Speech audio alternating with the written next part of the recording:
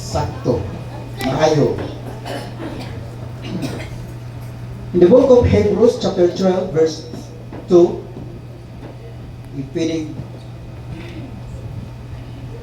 Fixing our eyes. ikaw yung basa ko, may tinamang kanya. Fixing our eyes on Jesus, the pioneer and perfecter of faith, for the joy set before him, he endured. Luke 16 verse 10. 16. Whoever can be trusted with every little can also be trusted with much, and whoever is dishonest. John 15 verses 4 and 5. Remain in me as I also remain in you. No branch can bear fruit by itself, it must remain in the vine. Neither can you bear fruit unless you remain in me. Okay, kasagaran nun sa kasagaran nun sa mga tao labi na uno kung sa may ilang pagabuhaton. Doon na sila gitawag o palihi. No, unsa may atong palihi karon. Ha? Doon na tayo gitawag o New Year resolution. Doon yung mga tao nga nagasugod og Mayo, pero dili tanan nga nakatapos og Mayo. Pero doon po yung mga tao nga pangit ang pagsugod nila sa mga tuig, pero pag ending sa Disyembre, grabe ang ilang kinabuhi. Doon ay mga tao po nga dili kayo maayo ang pagsugod, pero tunga okay kayo, pero ang uban po napakyas ang ilang gitawag o year igsoon. Sa relasyon inana po, doon ay maayo nga pagsugod sa ilang relasyon, pero kadugayan po dahil mong dili maayo ang ilang relasyon. Sa marriage inana po, no?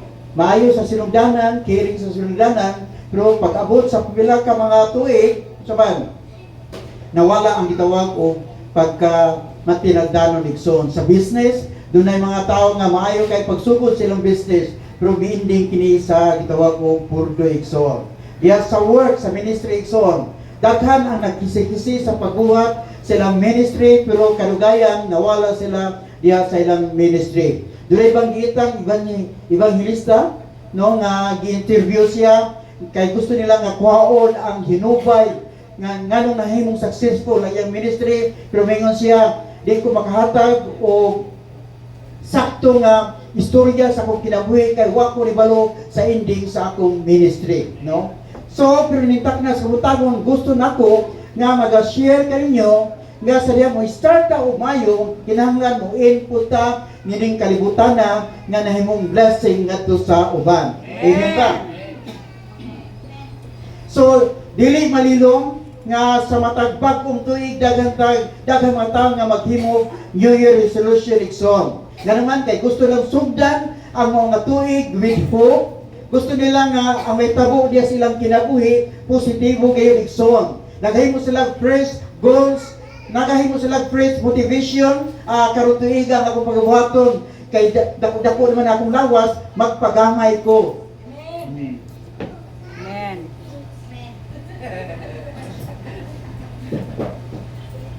Amen pa mo ha. So, doon ay mga tao yung sa karon tuiga mag-save na gyud kuron og kwarta. Para kung mabot ang panahon nga doon na ko'y problema, doon na gyud ko'y makuot dayon. No?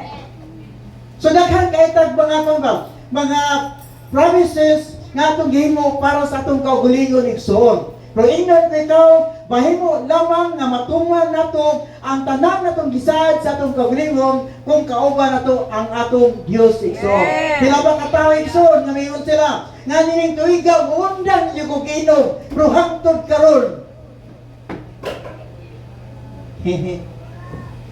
Tinuod dili. Sa mga kasuhanon, importante kay igsoon that we must start our year right. Kung nag-start ang right igsoon, na ang atong espirituhan nga mga bahin usab, mahimong muin kini o mutapos kini sa gitawag og maayo igsoon. Amen ba? Amen. So, a right spiritual start leads to a strong spiritual finish. When believers begin the year focused on God, faithful and obedient, and fruitful in Christ, they experience transformation, purpose, and fullness igsoon. Amen pa mo diha. Asa mo to mga kuan sa mga Music team? music team? Asa na yung music team? Music team, di asa naman mo?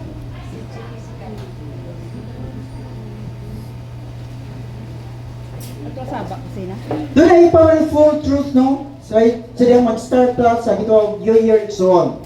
Primero, be focused. Fix your hearts on God's priorities. Be faithful.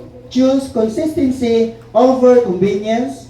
Be fruitful. Live a life that reflects Christ. Pero duhara ang ako'y sagutan nining takna sa buntago ni Exon. O mao kini ang atong pagabuhaton karon, no? Be focused.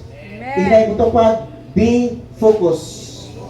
Focus. Fix your heart on God's priorities. Ang pangutana ba? Kinsa man yun ang priority nato sa atong kinabuhi? God. Ha? Sure? Amen. Kaya importante kay na igsuon nga mahibalo ta kung unsa kinsa man gyud ang atong priority diha sa atong kinabuhi igsoon. Kung ang Dios mo'y priority sa atong kinabuhi, diha pod din mo masayran kung ang purpose sa Dios sa imong kinabuhi igsoon. O masayad ka asa padulong ang imong journey diha sa espirituhanon nga mga butang. Amen pa mo diha. Matod pa sa usa ka tuang preacher, one of the greatest challenges as Christian, dili ang mga oposisyon diya sa imong kinabuhi, dili ang persecution igsoon, but our greatest challenges is distraction. Tuwa mo na? Kay daghang mga butang igsoon nga mo distract nganha kanimo. Amen ba? Kung mag-eskwela ka, no? Daghang mo distract ka na kanimo, labi na kung muapil kas gitawag og uyab-uyab. Ha? Ma-distract yung ka igsoon. Amen pa mo diha. Kung magpagamit kas Ginoo, dunay mga tao igsoon nga mo distract nganha kanimo. O kini mo nga pag-distract igsoon, hinay-hinay ni nga dili nimo bantayan diha sa imong kinabuhi. Nahimo lang ka na busy man ko. Nga na fill up man ang akong schedule. Nga na hectic man ang akong schedule. Nga naman, tun kay wa niyo nabantaye, nga tungod sa distraction, nawala ang imong focus sa imong pagpangalagad nga sa Ginoo. Ang imong focus shift from God's priorities to our daily pressure. Nawala ang Dios sa imong focus igsoon. Amen pa mo diha. Amen. Di ba sa itong pagpangalagad nga sa Ginoo, di ba pagmata na sa buntag, ang atong pagbuhaton, sampit na sa Ginoo, pinag sa mga pag-angkol, basa tag Bible igsoon, kay lagi ang atong priority anong panahon na mao man ang atong Dios. Pero kumusta man ang atong gibuhat sa matag adlaw karon? Kumusta man ang imong pagmata sa pagabuntag?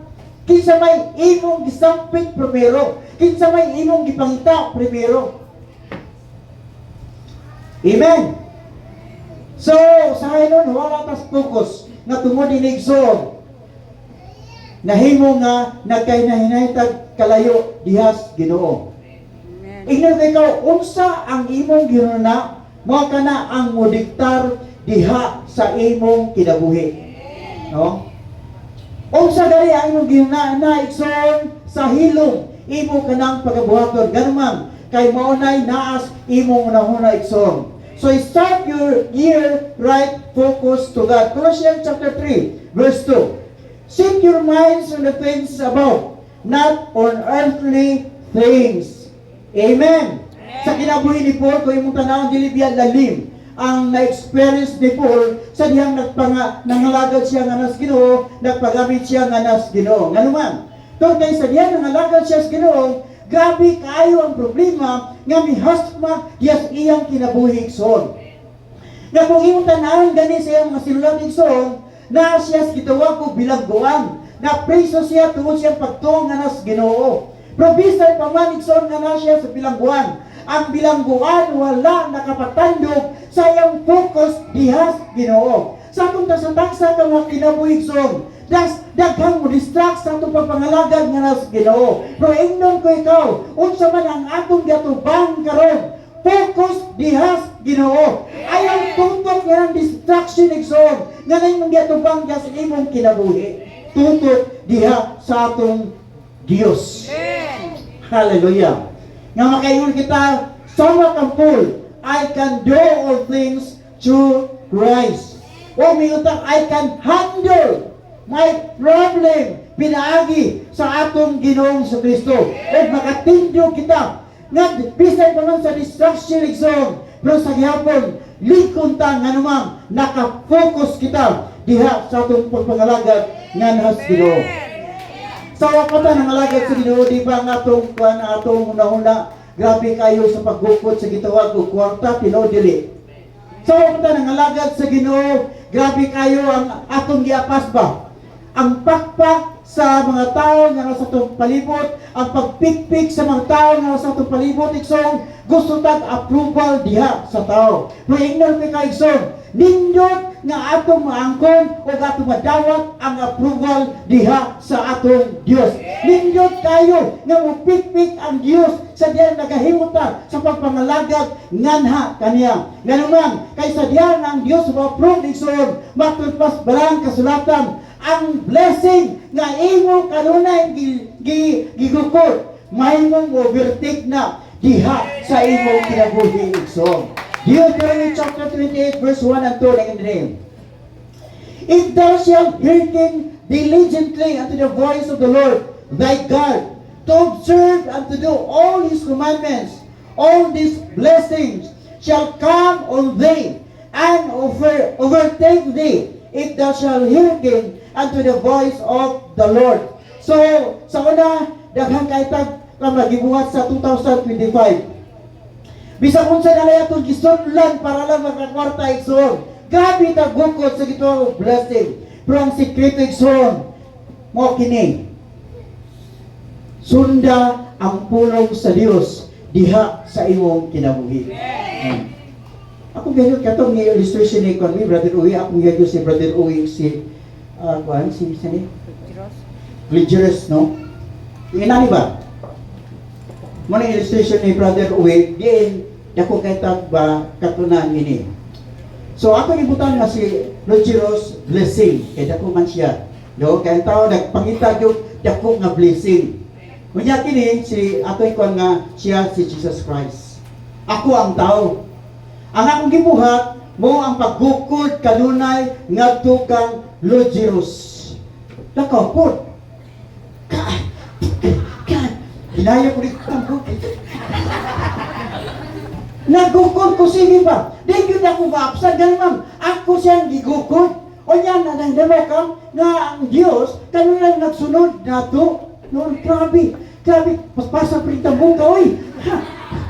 Grabe ko gukod. Naluya ko gukod igsoon. Nga naman, wag yun na ako napsin kay nisod kayo. Ang pag-angkong sa gitawag o blessing. Tino nili. Pero sumdi daw ang pagsunod ni Jesus. Kinsay nagsunod ako? Blessing. Woo! Sa una, nagsugkong ko blessing. Pero karon, ang blessing na ang nagsunod niya ako. Woo! Amen! Mga atong unahon, ang Diyos nga naman magsunod ang blessing. Ang problema nga good, tingin nagsunod sa blessing. So, kini Martin ba? Listen, kini magsunod sa blessing. Maluya ta! Sundan Diyos. Di ba ang blessing magsunod nga na kanimo? Ang ato lang pagabuhatol.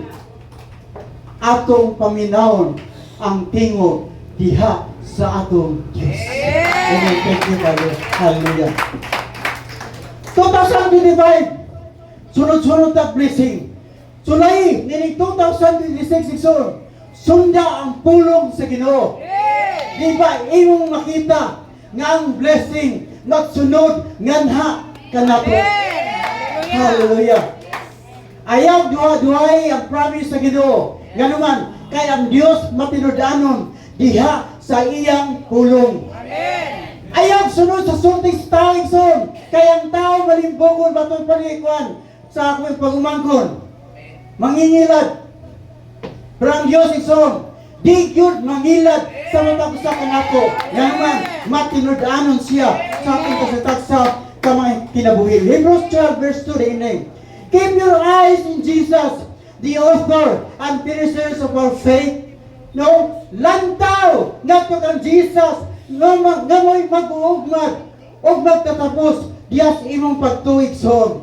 Why? Tol kay si Jesus igsoon mo'y good example nga ngay natong pagasundon. Nga naman, wala siya napakyas, wala siya nakasala, wala siya nakahimo og mga butang igsoon nga dili maayo siya lagit nun nga mahal. Amen. Amen. Munang siya mo'y atong i-idol sa atong kasatag sa mga kinabing. Sayo kayo ng mga tao ba?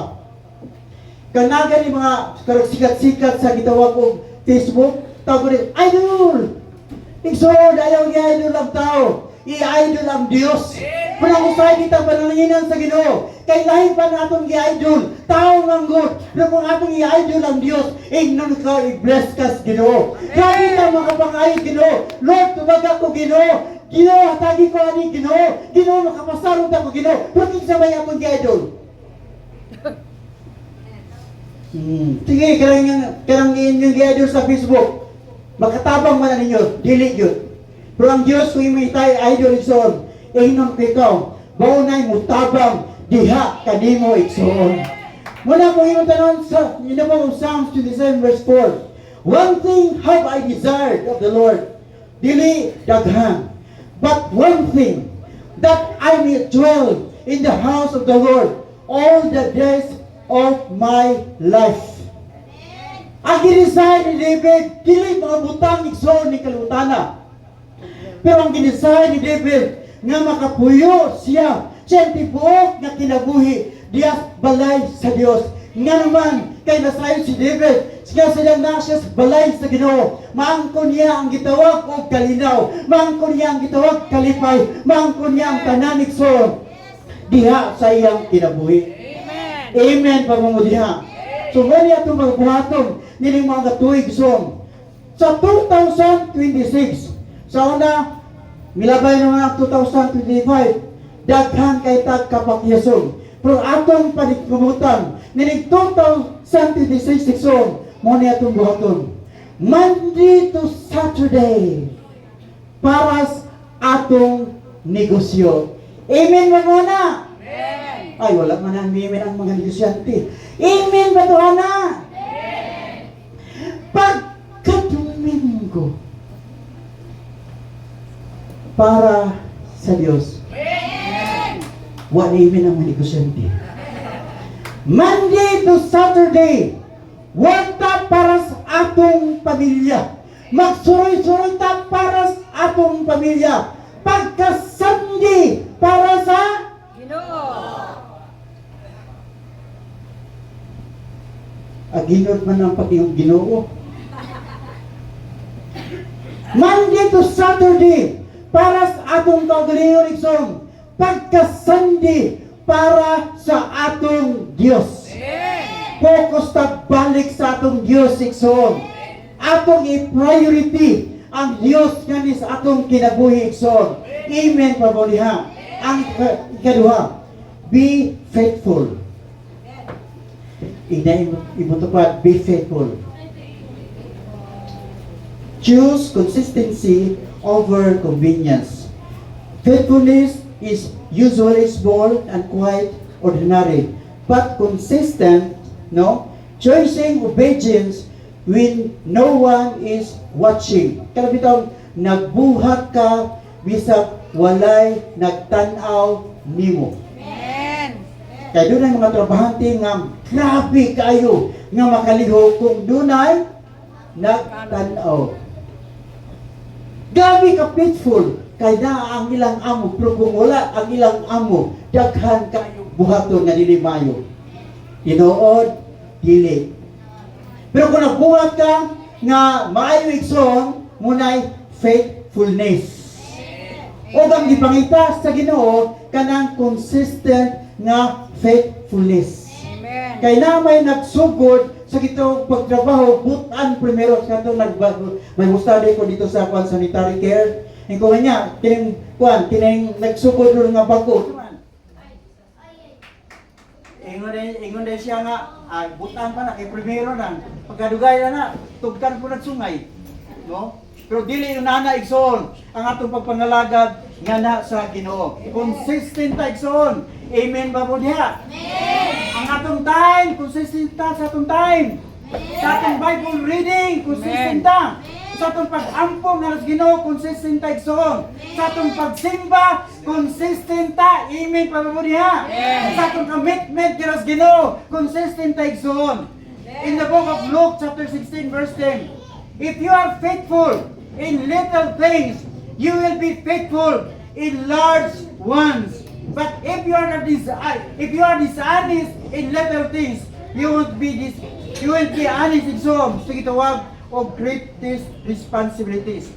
Kung kasaligan tas gamay mga butang, panalangin tas gamay butang, nga faithful ka, nga nagabuhat para sa Ginoo, ingnon kay ikaw igsoon, increase sa Ginoo ang atong financial nga mabahin. Pero kung naduna kay financial nga mabahin, dili ka faithful, dili ka consistent para sa Dios igsoon, ingnon kay ikaw, dili ka saligan sa Dios og dagko nga mga butang igsoon, og dagko nga mga financial nga mabahin diya sa imong kinabuhi igsoon. Diya sa itong bulaton nga nas Ginoo. Unsa may giasahin sa Dios nga na kanato, kinahanglan consistent ka igsoon. Amen. Amen. Yes, bulaton sa atong Dios. Kung piyalan ta, gitawag posisyon diya simbahan. Be consistent. Amen ba? Amen. Sung leader ka man, backup man ka, instrumentalist man ka, kinahanglan consistent mo. Yes, inyong commitment diha sa atong Dios. Amen. Kaya ba sa estudyante ba? Kung sa may batiyon sa usa kay estudyante kung primero ka. Excited. Unsa? Excited. Excited! Ganahan kayo ito musunod sa eskwelahan. Tinuod dili. Ganahan kayo ito mutuon. Primero, tinuod dili. Pero tungas tuig, kung saan naman? Kapoy na. Ikapoy na. Ang uban, mitutok man tuod, pagupya na lang, kaya may tuntuon. Tinuod, dili. Munang doon ay usa ka estudyante, natingala ang kuwan ba? Maestra, uy, hapit man ka na perfect. Giyon sa pinili mo. Ngayon, kiling mo nga estudyante, ma'am, mata pa gani akong gipaliho, unsa pa ka kung akong utok na. Nangawarat. Mata pa gani. Happy sa na perfect. Kung utok pa ko labaw na. Pero kinahanglan consistent ta igsoon. Magpagamit ta sa Ginoo, consistent ta sa atong mulaton para sa atong Dios. Amen. Hallelujah. Matod pa Ecclesiastes chapter 12 verse 13. For God shall bring every work into judgment with every sacred thing, whether it be good or bad. Unsa may atong gibuhat, no? Watubang tas gitawag og husay igsuon. Og ang gi-require sa Ginoo nga makaplagan ta, no? Ang matag sa kanato makaplagan nga matinud-anon. Kita gitawag ta steward. Ito may steward. Piyalan. Gipiyalan ta, mangginikanan, gipiyalan ta sa atong mga anak. Doon ay mga blessing nga gipiyal sa Ginoo nga ni kanato. Doon ay gitawag business nga gipiyal sa Dios nga ni kanato. Doon ay mga trabaho nga gipiyal sa Dios sa matag usa kanato igsoon. Og ang gi-required sa Ginoo nga makaplagan ta, nga consistent yes atong mga buluhaton igsoon. Amen.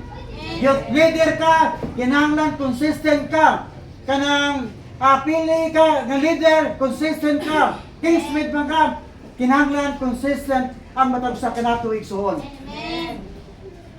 Doon sa kapastor nga before siya naghimo og kanang service sa iyang sermon, iyang gitawag ang usa ka lalaki ba. O iyang gitagan og $100. O iyang giingnan nga pwede ba nga ibutang ni sa Bible sa imong asawa. Nga samtang nagwali kini mo nga Pastor Igsoon, iyang gipatinjo nga sawa at giyatagan sa gitawog $100. O bingod kining mo nga pastor kanang sister, musalig ba ka nako? Bingod kining mo nga babae, yes, I will.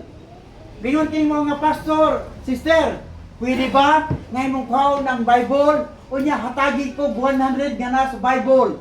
Kining mo nga babae, meron siya, pura king posible man kayo nga dunay 100 nga sa ako kuhaan Bible. Siya pastor, sorry kayo. Kay why kwarta niya sa Bible?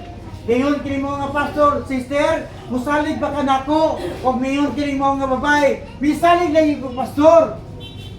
Ngayon kini pastor, pwede ba nga imong ablihan yung Bible o hatagi ko sa kwarta nga 100 nga na sa imong Bible? O ngayon kini mo nga babae, nga bisag nagduha-duha siya sa gisulti sa pastor, yang giukab ang Bible Igsoon o yang nakita ang 100 nga gibutang diadto siyang bana Igsoon. O biya siya, hala, nan na may 100 sa akong Bible, gawang ko'y gibutang din eh. Ngayon ang pastor, ako'y nagbutang diha. Yun na sa itong pagpangalagad sa Ginoo Igsoon. Yun na yung pamaagi sa Ginoo nga ni sa itong kinabuhi Igsoon. Sa diyang tawag kunta sa Dios sa usa ka ministry, i-equip ta das Ginoo. Amen ba? Sa diyang ipadalata sa Dios Igsoon, hatagan ta sa Dios daan. Kay dili mo hatag ang Dios og sangon nga nakanimo nga dili kanya i-equip daan.